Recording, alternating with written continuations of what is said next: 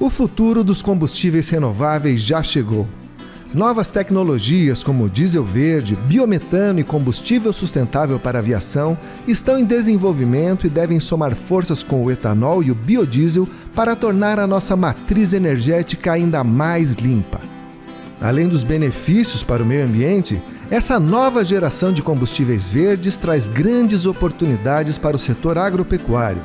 Afinal, as matérias-primas para a produção desses produtos têm a sua origem no campo, como soja, milho, cana-de-açúcar e até mesmo dejetos de animais.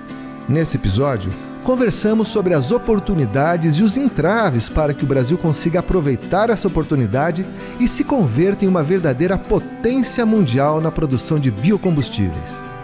Eu sou André Amorim e o Boletim no Rádio começa agora. Bom, e para começar a conversa, eu quero apresentar os convidados desse episódio, começando pelo Carlos Garcês, que é secretário da Frente Parlamentar do Hidrogênio Renovável da Assembleia Legislativa do Paraná. Como é que vai, Carlos? Tudo beleza, André. Obrigado pelo convite aí, por estar conversando com vocês e com todos os produtores rurais do estado. Nós que agradecemos. E também temos aqui hoje para falar desse tema o técnico Luiz Eliezer, do Departamento Técnico e Econômico aqui do Sistema FAEP. Como é que vai, Luiz? Obrigado, André, pela oportunidade, mais uma vez estar aqui conversando com o amigo ouvinte. Obrigado, professor, por ter aceito o nosso convite para bater esse papo no assunto tão importante como os combustíveis do futuro, né, André? Pois é, eu não sei se o nosso ouvinte sabe, mas além do biodiesel, do etanol que a gente já encontra no posto de gasolina, tem outros combustíveis verdes, vamos dizer assim, os combustíveis renováveis, que estão na vanguarda tecnológica e que vão fazer muita diferença no futuro próximo. Eu acho que a boa notícia para todo mundo que está nos ouvindo é que esses combustíveis têm as suas matérias-primas no campo. Ou seja, a agropecuária vai ser extremamente impactada com a produção desses novos combustíveis verdes, os combustíveis do futuro. É por isso que a gente está fazendo esse podcast e é por isso que o Sistema FAEP lançou a sua revista Boletim Informativo tratando desse tema, porque é um tema que vai impactar praticamente toda a sociedade, né, professor? Sem dúvida, André. Além dos mencionados, né, a gente tem visualizado no país e no mundo inteiro uma preocupação cada vez maior com combustíveis com baixa emissão de carbono, os combustíveis do futuro. Então, além dos mencionados, tanto o biogás quanto o biometano também vêm sendo bem explorados. E agora nós temos uma novidade, né, que o Brasil se torna um dos principais atores mundiais, que são os biocombustíveis derivados de hidrogênio. Olha aí, o tal do hidrogênio verde, né, que o pessoal costuma comentar. Para quem é leigo, professor Carlos, o que seria esse tal de hidrogênio verde? Na verdade, é uma nova forma de combustível, né, muito derivada, no caso do agro, de seus passivos ambientais. Então, qualquer resíduo orgânico, quer ele seja de esterco de animal, de resíduo florestal, ele pode ser convertido em biogás ou biometano. E o biogás e biometano fugitivo, ele pode se transformar em hidrogênio, sendo captado e transformado num outro combustível.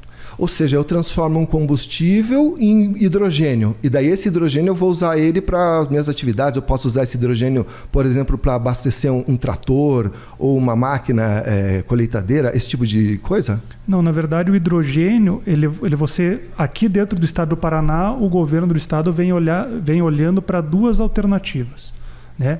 Uma delas é a produção da SAF, que é um combustível verde para aviação, tendo em vista que a aviação é um dos transportes e modais que mais impacta na emissão de gás de efeito estufa. E o outro é a produção de amônia verde. A amônia verde é derivado do processo de hidrogênio. Essa amônia que a gente conhece na agropecuária, amônia que é o fertilizante, né, o do nitrogênio. Exatamente. Então, o que o governo percebeu e a Assembleia Legislativa, como proponente da lei estadual, percebeu? No período que iniciou-se a guerra Rússia contra a Ucrânia, escancarou-se a demanda brasileira pela importação de fertilizantes.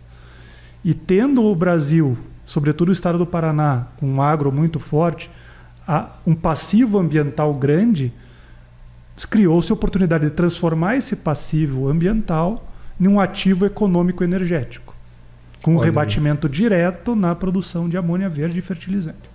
Olha, então só para ver se eu entendi, através dessa tecnologia eu consigo transformar o passivo, né, que para quem não compreende ainda, é o dejeto dos animais, né, das granjas suínas, da bovinocultura, da avicultura. Eu pego esse passivo ambiental, que ia me dar um trabalho, porque eu tinha que ter a destinação correta desse material, e posso transformar esse passivo em energia. Não essa energia apenas que o pessoal está acostumado com biodigestores, mas eu posso transformar ela num outro tipo de tecnologia, o hidrogênio verde, que pode converter ela não só em outros tipos de combustíveis renováveis, mas também em fertilizantes, é isso? Sim, basicamente é isso. Você complementam, né? O biogás, biometano e hidrogênio eles são complementares. Então, na verdade, o produtor que eventualmente for desenvolver projetos nesse sentido, eles vão ter 2 ganhos, né? A geração de biogás e biometano e, complementarmente, a possibilidade de gerar hidrogênio. Baita negócio, né, André? Nossa Senhora! E pelo que eu estou entendendo, o que está faltando para que isso vire uma realidade, seja regulamentado, é o projeto de lei número 528 de 2020, é isso, Luiz? É isso mesmo, né? O professor Carlos tratou muito bem das questões no aspecto estadual, né, em nível de estado, mas ela também precisa de uma complementariedade em nível federal. E aí que entra o projeto 528/2020 citado por você, também conhecido popularmente como o PL dos combustíveis do futuro. O professor muito bem citou, inclusive esse projeto de lei que está finalizando sua tramitação, ele abarca a questão dos combustíveis de aviação, o SAF, né, e cria inclusive um Programa Nacional de Combustível Sustentável da Aviação. Qual que é o objetivo? É que as companhias aéreas, no âmbito doméstico, reduzam suas emissões de gás de efeito estufa e dá uma escala, dá um mandato para que isso ocorra, né? A partir de 2027, 1%, 2028, 2%, a partir de 2030, 3%, e assim sucessivamente até alcançar 10%. Mais ou menos como ocorre com o biodiesel junto ao diesel mineral. Exatamente. E a ideia, e as companhias aéreas podem usar tanto o combustível derivado do hidrogênio, né? Ou do próprio biometano também. Então, a gente vê um casamento entre a política pública estadual com a política pública federal. Olha aí, então, vamos dizer assim, eu sei que esse projeto de lei, ele está sim nas últimas tramitações, já passou pela Câmara, já passou pelo Senado, voltou para a Câmara e agora deve estar saindo, né? Uma vez que ele saia, ele vai regulamentar a produção desses combustíveis em território nacional, é isso? É isso mesmo, né? O projeto nasceu em 2020, ele já tramitou primeiro pela Câmara dos Deputados, foi para o Senado Federal, onde os senadores fizeram diversas emendas, e agora ele voltou para a Câmara. Esse projeto deve ser aprovado o quanto antes. É um projeto de consenso, né, tanto na Câmara dos Deputados quanto na Assembleia, no Senado Federal, porque ele é um projeto positivo sobre vários aspectos, né? Ele cria o marco legal dos combustíveis renováveis, né? Então nós estamos falando não só do combustível de aviação, mas também do biometano, reforça o etanol e o biodiesel, cria também o Programa Nacional do Diesel Verde, que também é fundamental, e traz segurança jurídica para que o setor produtivo, para que a indústria possa se organizar, tanto em termos de pesquisa como em produção, porque ele garante, né, que eu chamei de mandato, ele também vai ocorrer para o etanol, que, por exemplo, pode chegar a 35% de mistura na gasolina. Você citou o biodiesel, o percentual também pode ser aumentado, alcançando até 20%. A mesma coisa para o biometano, no sistema de gás natural, vai ter também o mandato anual. E o interessante é trazer essa segurança jurídica mesmo para os investimentos, né? Você tem que... Hoje você pode produzir, mas muitas vezes o gás natural não aceita no seu sistema esse biometano, agora ele vai ser obrigado a aceitar pelo menos um percentual. Que legal, então tem metas para que esses setores da economia possam se adequar, ou seja, parece que está uma coisa sendo pensada para o futuro, né? Mas eu queria fazer uma pergunta para vocês dois, uma pergunta que talvez nosso ouvinte esteja se fazendo. A gente que já viu outros programas como ProAlcool, RenovaBio, dá para a gente sonhar com uma política de Estado para os combustíveis renováveis, ou é provável que aconteça o que aconteceu com os outros combustíveis verdes, com uma política cheia de altos e baixos, a economia muda, tem que mudar a meta? Qual que é a expectativa de vocês em relação a isso? Veja, André,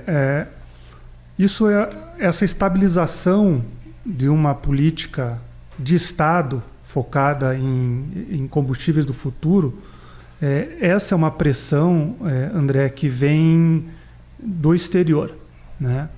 Como bem comentado pelo Luiz, as metas referentes a combustíveis verdes, elas já vêm sendo pressionadas por normativas europeias e norte-americanas.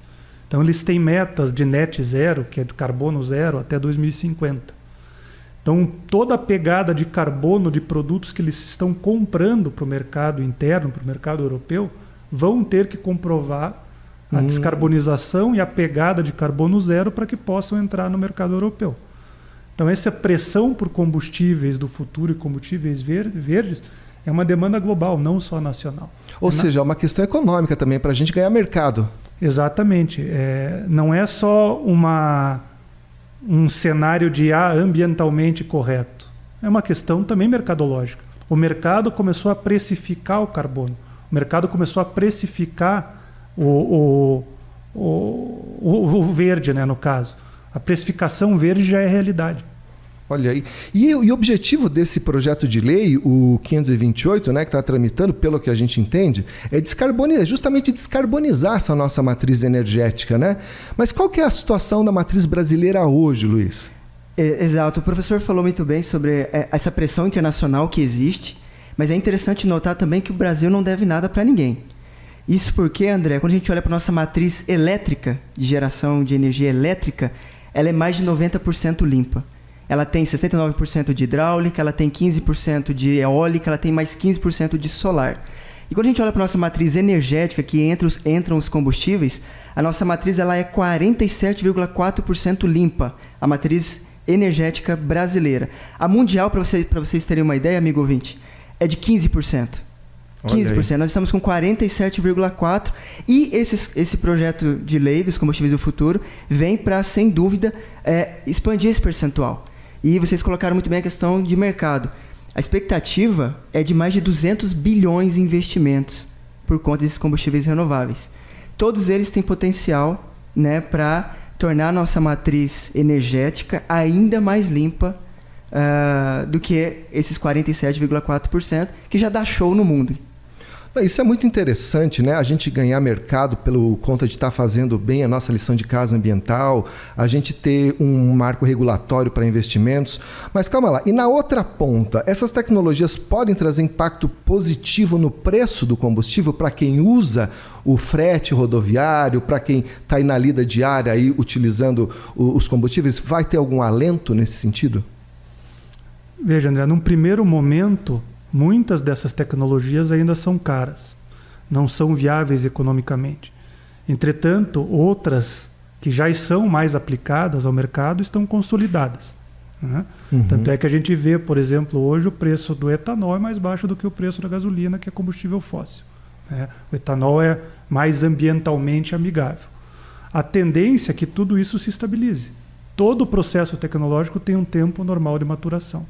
Isso nós vamos encontrar nos próximos 5, 10, 15, 20 anos no Brasil. Só que o que acontece? O Brasil novamente sai na frente, né? Muito pela nossa vocação ambiental. O Brasil é um país, todos nós sabemos, de vasta extensão territorial, vasta vocação ambiental, né? E hoje a nossa revolução do mercado global está muito pautado em transição energética e economia verde. Então o Brasil está com a faca e o queijo na mão para ser protagonista nos próximos 20 e 30 anos. O senhor comentou uma coisa muito bacana que eu queria pegar um gancho, que é esse tempo que leva à maturação tecnológica, né, para essa tecnologia se tornar acessível e se tornar eficiente, né? Eu queria pegar o caso do biogás. A gente acompanha a agropecuária no Paraná, a gente sabe que há mais de 20 anos atrás já tinha propriedades com biodigestores. E por que essa tecnologia de biodigestores, que não é nada nova, na opinião de vocês, não deslanchou, não ganhou escala, não passou a ser utilizada de maneira mais efetiva aqui na nossa agropecuária? Veja, em relação ao que aconteceu, vamos botar assim, há uns 25 anos atrás, muito se vendeu ao produtor rural que o biogás e o biometano iam mudar a vida deles, né? Ao passo que hoje já existe a compreensão que o biogás ou o metano vai complementar a receita do produtor. A renda dele, né? Exatamente. Então, na década de 90, muito se falava para o produtor que, não, você vai ficar rico com crédito de carbono. Não. O crédito de carbono era um acréscimo à tua produção e à tua propriedade. Seu negócio é produzir frango, é produzir suíno. Exatamente. O teu negócio continua sendo o mesmo. O crédito de carbono, advindo de uma operação de biogás, ela é muito mais para complementar a tua receita. Hoje, não muda muito disso. Só que o produtor rural já percebe que o valor energético é algo bastante tangível. É algo relevante na planilha de ativos de uma empresa ou de uma propriedade rural. E nada mais normal do que mudar e ampliar o número de operações com biogás e biometano. Hoje, os 2 estados no Brasil que mais têm operações de biogás e biometano é o Paraná e Minas Gerais. São os 2 que são vanguardistas nisso no território nacional. O cenário também mudou, o próprio contexto de mundo também mudou, e hoje nós temos diversas políticas públicas voltadas para o fomento do biogás e do biometano. Você tem políticas de crédito, como o Programa Estadual Renova Paraná, que equaliza a taxa de juros nos financiamentos desses equipamentos. Você tem crédito rural, você tem a adesão a alguns convênios do CONFAS para redução de ICMS nos equipamentos.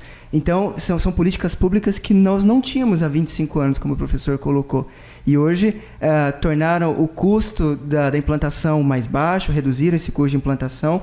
Você tem agora uma oferta de fornecedores muito maior, de empresas e pessoal capacitado e técnico para produzir, para te ensinar o produtor a produzir o biogás na propriedade, que não é simples, né? Não é um negócio muito simples, ele carece um pouco de atenção, não é como o solar fotovoltaico, que você coloca a placa, limpa cada 6 meses, 1 ano. O biogás ele demanda um pouco mais de atenção por parte do produtor. Então a gente tem um novo contexto que favorece essa nova energia. Essa tecnologia também passou por essa mudança? Evoluíram os biodigestores, a tecnologia para a produção de biogases também entra nessa conta? Sem dúvida. Não à toa, o biometano nada mais é do que uma purificação e aprimoramento do biogás. Olha aí. Isso é por causa do avanço tecnológico. A gente precisa evoluir. Lembrar que antes do petróleo, o principal insumo para a energia era óleo de baleia. Imagina. Então, até complementar o que o Luiz havia comentado em relação a políticas públicas, não à toa que Paraná e Minas Gerais são vanguardistas em operações de biogás e biometano, que são os únicos 2 estados do país que têm política estadual focada em biogás e biometano. Exatamente. Então, a segurança jurídica comentada, né, e o arcabouço legal que cada estado propõe e estabelece, resulta em operações rentáveis e operações de produção desses ativos. Olha aí. E quais que são os principais entraves que vocês veem hoje, né? Seja do ponto de vista legal, seja do ponto de vista técnico, do ponto de vista ambiental, os principais entraves para que esses novos combustíveis se tornem realidade? Muito passa pela segurança jurídica, né? Por acesso a investimentos e financiamentos para esses tipos de operação. E também, em alguns casos, como especificamente no hidrogênio, a maturação de processos tecnológicos, né? Todos esses são entraves ou obstáculos que precisam ser vencidos. Nos casos de biogás e biometano, nós já temos uma certa estabilidade de operações tecnológicas, né? E de hidrogênio ainda precisa maturar. Os projetos de hidrogênio ainda são muito de bancada, são muitos PIDs, né, em desenvolvimento, mas biogás e biometano está aí, acesso a crédito está disponível, é questão mais da tomar a decisão mesmo do produtor. Eu destacaria o arcabouço legal mesmo, para trazer essa segurança jurídica. A gente precisava de uma lei, né, de um marco legal. Esse, né? PL 528 faz esse papel? Exatamente, ele é um marco regulatório, é ele que vai regulamentar agora esses combustíveis do futuro, criando esses mandatos. Eu trago ainda um grande gargalo, que era justamente a questão legal, né? E esse PL 528, ele, que é um marco regulatório, vem justamente para trazer essa segurança jurídica, uma vez que ele estabelece bandas, né? Ou seja, percentual mínimo e máximo da mistura desses combustíveis renováveis no combustível fóssil.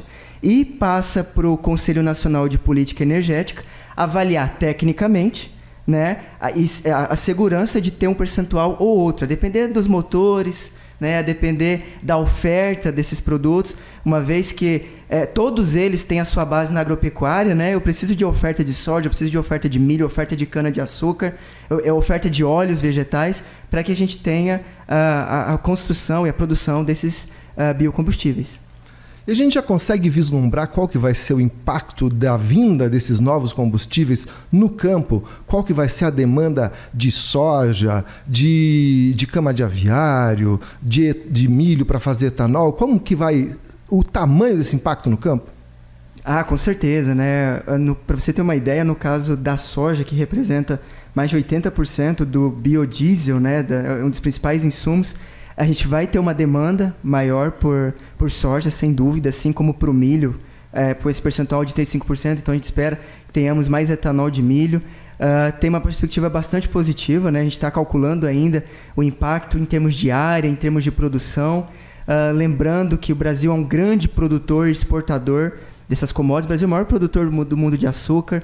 Ele é líder mundial também na produção de cana-de-açúcar. Ele é vice-líder na exportação e na produção de soja no mundo. Então, a gente tem condições produtivas de atender esses novos mercados, né? Se abre, então, aí mais uma oportunidade ao nosso produtor rural, André.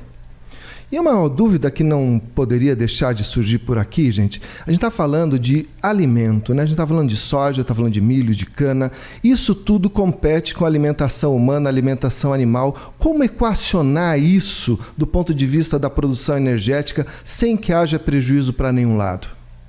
Essa questão da segurança alimentar também jamais pode ser olvidada numa discussão dessa, né? Esse equilíbrio entre produção alimentar e produção energética tem que estar bem equilibrado. A gente não pode produzir energia e deixar a pessoa passar fome, né?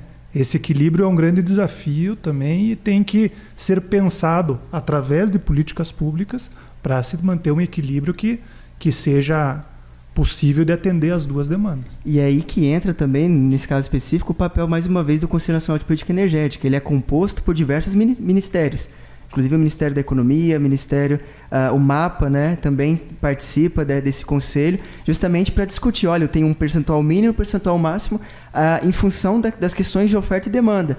E aí, pessoal, soja, milho, a cana são também commodities, assim como o petróleo é. E tem o preço com variação internacional, ele vai seguir uma lógica de mercado, essa lógica de mercado continua. E do lado produtivo, nós temos uma agropecuária que tem um crescimento de produtividade espetacular nos últimos 40 anos. Você tem uma área que cresceu mais ou menos, aqui falando do estado do Paraná, área agrícola, cresceu mais ou menos 30% nos últimos 40 anos, enquanto a produtividade passou de 200%. Né? E a gente continua com a Embrapa muito forte, pesquisando e desenvolvendo tecnologia para a gente ter cada vez mais produtividade. Então, passa também, André, pela produtividade. Nós temos esse excedente de exportação também, em momentos em que o mundo tiver com excedente de soja, a gente pode direcionar. Eu tenho falado soja porque é uma das principais commodities nesse contexto dos combustíveis do futuro. Ele pode ser direcionado para um combustível renovável com redução de emissão de gás de efeito estufa. Beleza, gente. Bom, a gente vai ficando por aqui, nosso tempo já está acabando. Quero agradecer muito a presença do professor Carlos, volte sempre, a presença do Luiz, sempre uma alegria, um privilégio. E falar para você, ouvinte, se você deseja ouvir outros episódios desse podcast, você pode acessar o nosso site, que é o www.sistemafaep.org.br. Lá você também encontra os links para as nossas redes sociais. Você pode escutar esse podcast no Spotify, no YouTube ou então no aplicativo de celular Sistema FAEP. Você baixa lá gratuitamente, vai receber na palma da sua mão notícias, cotações, previsão do tempo e muito mais. Tá certo? Então, muito obrigado. E um último recado, se você não segue a gente no Instagram, siga lá, @sistema.faep e fique por dentro de tudo que acontece no agronegócio estadual. Tá bom? Muito obrigado e até a próxima.